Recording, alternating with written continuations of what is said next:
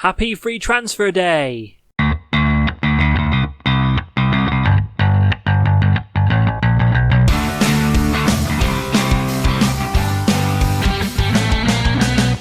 Hey guys, and welcome to part 2 of the transfer special.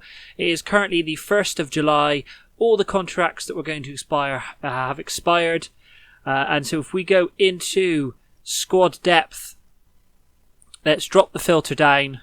This is now the team that we have removed. We've got to remove the expiring contracts thing because obviously these are now for the ones expiring next summer. So this is a team how it is at the moment. So we have Huddard and Armstrong at the back. Armstrong being our 15-year-old youngster who I've now brought up from the under-18s. He will still be playing for the under-18s, but he'll be training with the first team. We then have in a left back we have Angol, Femi, and Wes Dobson can apparently play out there, but as a 6'5", he's going to primarily be a centre back. Then in at centre back we have Shihab, Tricker, Fifield, and Wes Dobson, as already mentioned. We are also currently have Ben Schroll on trial. Kind of looking at him, the coaches are scouting him to see what they think of him. We may bring him in as another option. But I think at the very least we may need to bring in at least one more, at least one star signing at centre back to really try and take control of this back four. Then we have at right back we have Kane Smith, we have Oyegoku, we have Daniel, Ben Winter, and then Wes Dobson is appearing again. So we at least got three-ish star options at right back as well. In terms of the midfield, we have Thomas and Kuyar. We also have, I believe it's Courtney Whiteley or something I think we have, who can also play out there.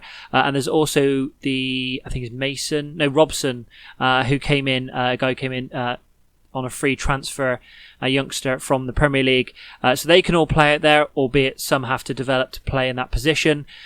Then on the right, we have again Thomas, Kuyar, we have Bagridge out here as well, and we also have Billy Williams, who is another youngster who's going to come up. Both Bagridge and Billy Williams, obviously at a similar age, they're going to be both vying for that kind of third string spot. So that'll be interesting to see how those two develop, but also nice if somebody does come in for either one of these, at least we know we have another one as well. And apparently Dan can also play out there as well. But I won't think we need to necessarily play him back there. He'll be purely a right back. In terms of central midfield, so we have McDonnell, Adebayi, Iqbal, Mundle, Robson is the guy who can play out on the left, but can also play in central and attacking midfield, and Milo Hall as well. So we've got 1, 2, 3, 4, 5 options in central midfield. That's more than enough to cover that area. And then up front, we all know these names. So we have Shamanga, Colehurst, Fagan, and McKinnon. Everything we really need as a strike force. So in terms of what we want to bring in, maybe if we can bring another youngster that could possibly play on the left of midfield. We don't necessarily need it as such, but just in case a couple of the other players aren't able to adapt to playing back there, then at least we've got another option there. And I think in terms of the defence, as I said, one star player I think to come in for centre back, and maybe at least one more to come in on the left. I think we've got enough options on the right. We just now need to find another guy on the left, be it a star man or be it somebody who is going to come in with lots of potential to be able to develop. Possibly also looking at one more goalkeeper as well. But with Huddard, I think I was 23, 24. And then we've got 15-year-old Armstrong, maybe someone in the middle, or maybe an experienced goalkeeper who's happy to come in and play backup. Now, to kick things off straight away, we have, as I mentioned in the intro, free transfer day. Clubs have released all these players. I don't expect anyone to come to us from this list, but I always offer them trials anyway. See if they'll come in. See if we can try and get them on a contract, even if it's for a year. We'll get as much experience out of them as possible. When we've got Premier League players like Giroud, Ozil, Lingard, any of those players really would come in, I think, and do a shift for us. Even some of the slightly older players, maybe not the strikers as such. I don't think that's necessary. But looking down the list, we've got, the goalkeeper there, definitely maybe look at him, and maybe a couple of the wide options as well. But we'll see how many of those want to come in. So here we are. We've only jumped on one space, and all the rejections have come in. Not a single one of those have actually agreed. So what I might be doing is I might have a little look through some of the other releases. Hopefully some of them will come up on our scout reports anyway. But if any other new bits of news come up, I will obviously press record. Well, this escalated quickly. So Charlton came in and offered £39,500 for Kabongo Tshimanga. I said no. If I'm honest, if I don't have to sell him, I won't sell him. And he does have a release clause of £76,000, I think it is. So I rejected that. He wanted to discuss it. He got upset that he couldn't go to Charlton.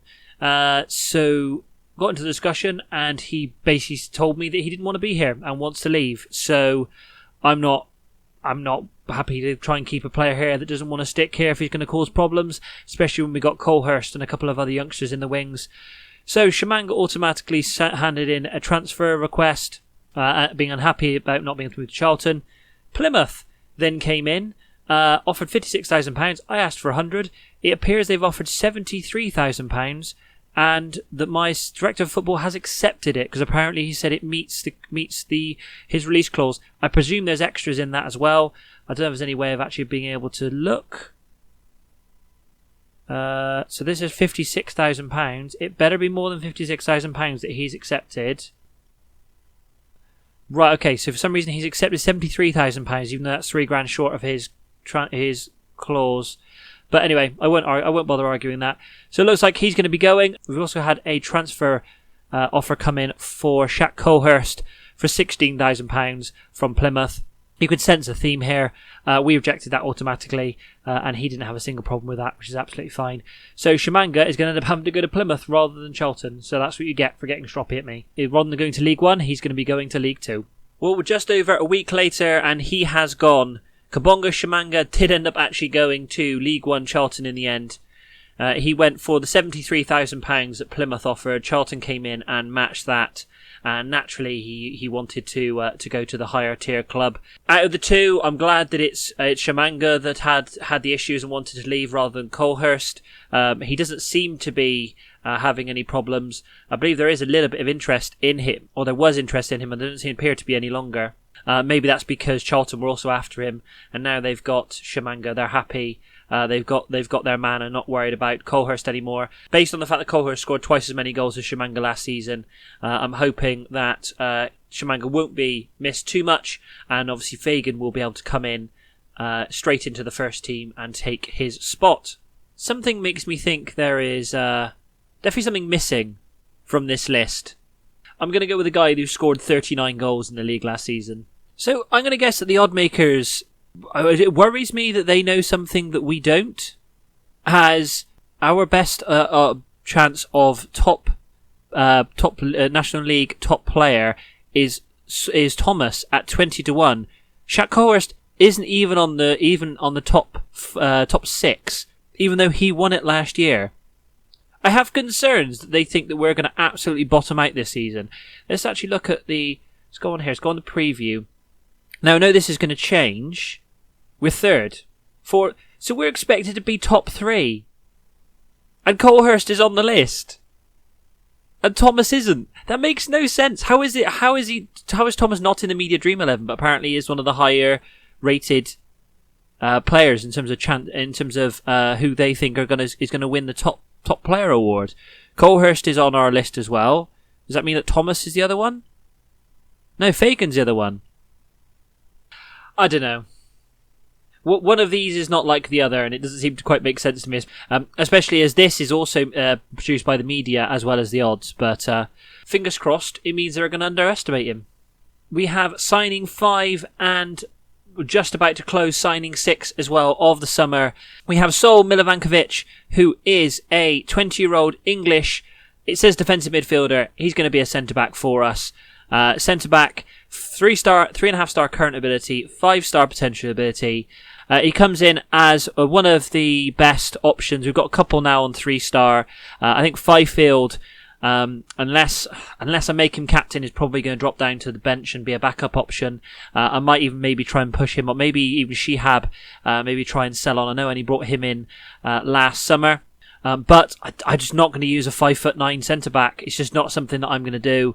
And we've got multiple options now in central midfield, which means that he's probably going to struggle to get in the squad. But Sol comes in from Norwich. We pick up yet another what you class as an ex-Premier League youngster. And then we have another option. Now I'm going to jump on again. So this is Will Tizard. We're just about to confirm his signing, so I'll jump on again just so his signing confirms, and then we can look at him as well. So Will Tizard is a 18-year-old, again centre-back, 3-star current ability, again 5-star potential ability. This guy is 6'1". He comes in as yet another option, so we've now got multiple options there. Look at the selection there we've got for centre-backs. So a lot of them are youngsters, a lot of them are developing, but as Fifield is a 3-star anyway, the other guys coming in as 3-star means they're going to definitely be options. So we can probably look maybe to even, as I said, move 1 or 2 on. He comes in from Southampton, who left on a free transfer. Another Premier League youngster. I told you this was going to be the theme of the summer. This is how I'm going to try and build this side. Comes in on £475 a week.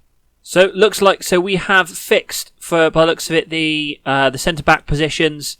So in terms of the team report, so we've now got more than enough in central defence. We've got a couple of try lists, as you can see, in both left and right. I don't think we need to bring another right back. Maybe another left back is the only option that I think that remains in terms of outfield players that we need to try and bring in. And I still want to try and bring in a backup goalkeeper as well. He's only been gone a matter of weeks, but Tom Champion is back at the club, this time in a coaching capacity. He has agreed to join the under-18s coaching staff. He has come in on a 2-year contract. So he'll be training our next generation of players. I think it's very cool to have a guy that was a team leader at the club now coaching the youngsters. Maybe develops into a good coach, and maybe later on down the line we bring him up into the first team coaching staff. One thing I did notice as well, I thought I'd have a little look, because both Champion and Ricketts were team leaders. I was curious to see that when they left, if that changed their status at the club. And one thing I did notice is they're not on there. The only current player that's on there is Kane Smith. However, Shaq Colhurst has now joined the favoured personnel list. So that's very cool. Hopefully more of these will happen as the save goes on. It's the 31st of July. It is game day for the first day of the season. So just before I end the episode, let's have a look at the team report. Let's go into squad depth. And we'll look at 3-star current ability players. So start from the backs. We've got Huddard in goal. We still haven't solved the left-hand side thing. I've not found a left back that I'd like to bring in that I felt would be worthy of bringing in. But if we do drop it down to 2 stars, we do have Angol and Femi who are back there. I'd like to upgrade, but I'm not going to rush into it. Just in case, as I don't want to shake things up too much in terms of our team last season. In central defence, we've got Fifield, Tricker, and then we've got Milovanovic and Tizard as the options for the 2 central defenders, and then we have Daniel and Smith in the right back positions. I've not pulled the trigger yet on Kane Smith. We do still have Ben Winter there, and we did have a few options come in for right back on trial lists, but I haven't pulled the trigger yet. But he is definitely not the starting right back anymore. He is very much on the bench. In midfield, so we have Thomas, who can cover both sides, and then we have Kuyar, who can play on the right side. We have got a couple of developing options for those winger positions as well. So we have Bagridge. And we have Billy Williams, who can play on the right. We've also got Courtney Whiteley, I think it is. I can't remember what his name is now. He's learning to play back in this position rather than the more advanced version of the winger. So he'll be developing as the season goes on.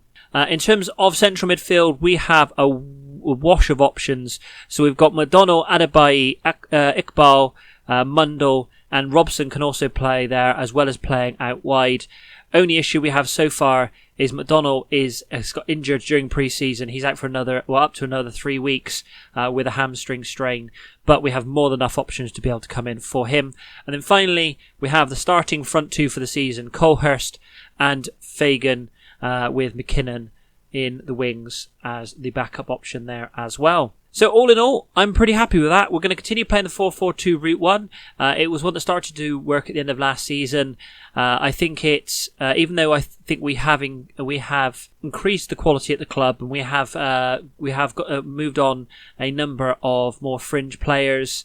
I still think we should stick to what helped us in the latter half of last season, and we'll go into this season to see how things go. Well, if you've got to this point in the video and you've watched the two halves of this transfer window, thank you very much. If you enjoyed the video, please give it a like, subscribe to the channel, and don't forget to hit the bell icon to be notified of all new episodes of Season 2 at Boreham Wood. And thank you very much for watching.